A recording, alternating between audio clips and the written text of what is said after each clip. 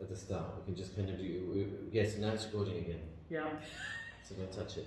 Let's start. Okay, but you're going to edit it, yeah? I'll just send it to you. I have no idea how to edit. No, but I think Video. from the start we can. Anyway, I'll figure it out. You know my generation. Exactly. So are you? We're so old. Are you in? Yes, I am. Yeah. Only just though. I am noticing you're sneaking down the sides. Yes, So But you got the authors. You're the important ones. You're the important ones. I'm just a facilitator here. Okay.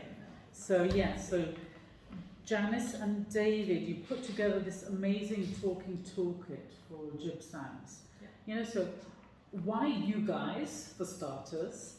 And how did this come about? What's the importance of this? So So why me? I'm a trustee with GibSams.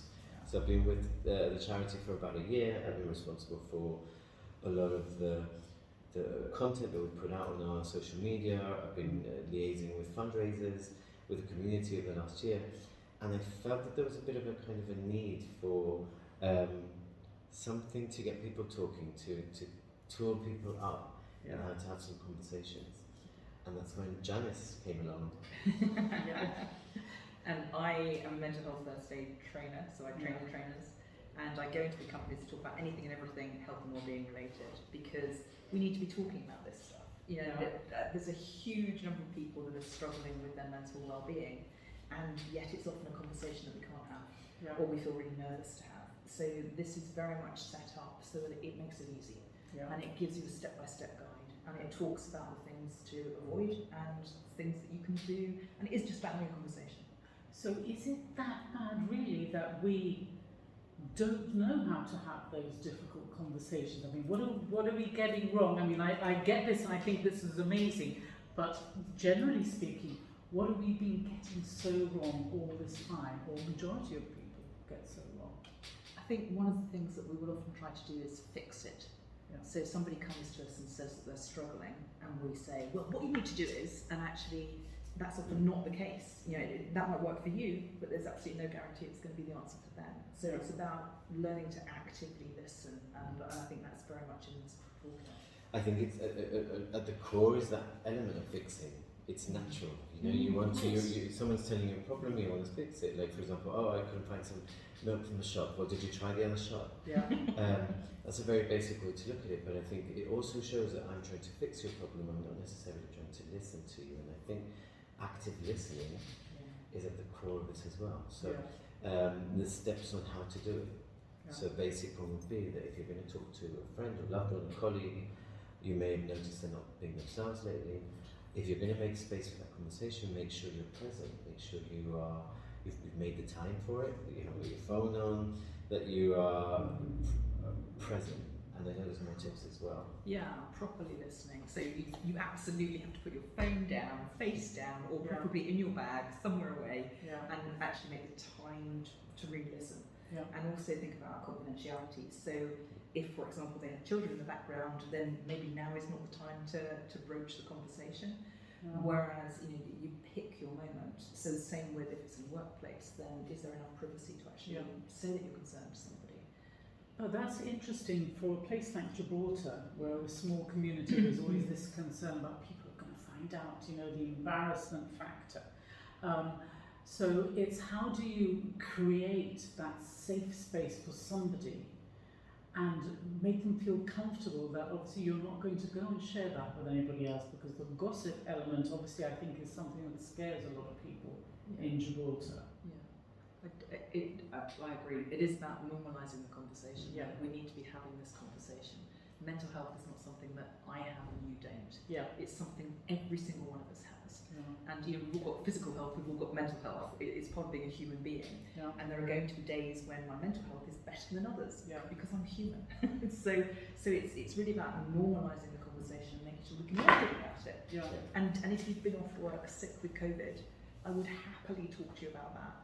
And yet most of us are really reticent when it comes to mental health. If you've been off sick with your mental health, then I probably would be really concerned about what I could and couldn't say. This toolkit is designed to help you and designed to make that really straightforward. We did talk about that including that, you know, so what, you know, you might notice that someone's not acting themselves, or they're not, you know, they may be down in terms of maybe how you see that, but you may not have the skills on what do I do. This toolkit will kind of give you some prompts and help you start those conversations and keep them going as well. Yeah, absolutely. And I do think it is just, you're having a conversation, that's all it is. Yeah. In the same way as I have a conversation with you about pretty much anything, you know, that's all we're doing. We're just saying, how are you? I'm concerned about you as another human being and how you're getting on. It's actually much more straightforward than we often make it in our heads. Yeah. It's also worth saying that, you know, this is a prompt to get these conversations going and to keep them going, but you've also got to look after yourself, you know, in this whole process as well. We've included a chapter there on, or a section in there about self-care and making sure that if someone is sharing a big problem with you, how to feel about that, and you know, and to not just go it alone, you know, so you're not alone in this as well. GibSams, this is why we're publishing and sharing it with, it's on our site, it's going to be across libraries and in the community as well, that if you don't know how to tackle a problem, have that conversation, is talk to us about it as well. Always refer them to a professional at the right time, but it's about getting people to open up and talk. Yeah, certainly. And from as a mental first aid perspective, that's absolutely what we recommend, is that you have the conversation, you know how to approach somebody, you know what to say and what to avoid saying, you know how to potentially make somebody feel more comfortable. I think that's really important. Yeah. And you think about your own body language, your own tone of voice, you're just talking with somebody and letting them tell you about what's going on in their lives. Yeah. And from there you can then help by referring them on to the professionals and providing that kind of support, absolutely. But you don't need to be there and take it all on your own shoulders and fix other people. Exactly. But what about identifying red flags that people may be sort of displaying that they need help or they need to have that conversation? Do you talk a little bit about that, or is it just covered generically as part of the whole talking toolkit? Go on. No, I think in the document itself it's very hard to be very specific. Yeah. I think again, you know, with red flags it's very, very hard because you can't. We're taught to judge, and this is all about not judging. Yeah. So it's very, very hard. I think it's quite not generic as such, but I think it's very hard to tackle specifics. I think when somebody starts to be really stressed or starts to exhibit signs that you're concerned about, that's when you start to have the conversation. So you're looking for changes in somebody's normal, big inverted commas, behaviour. Yeah. So if suddenly I am more techy than normal and I'm coming back at you and being quite aggressive in a way that I would never normally be, then ask me the questions. Yes. Start the conversation. Yeah. So if you're noticing changes that are concerning you, that's what you're getting there. Okay. Brilliant. So this is launching any day now. Yes. It's probably launched already. So go to gibsams.gi and download it from there. So. Fantastic, that's brilliant. I'm really looking forward to seeing it online. Oh, well done, this is amazing. And Gibraltar community, please have a read, you know. This is going to help everybody in the home and the workplace and socially. So it's important, thank you. Yeah, might get Gibraltar talking. Yes, and keep the conversation going. Yes, absolutely. And my favourite phrase is, nothing should be unspeakable. There you go. You've got 3 gem quotes.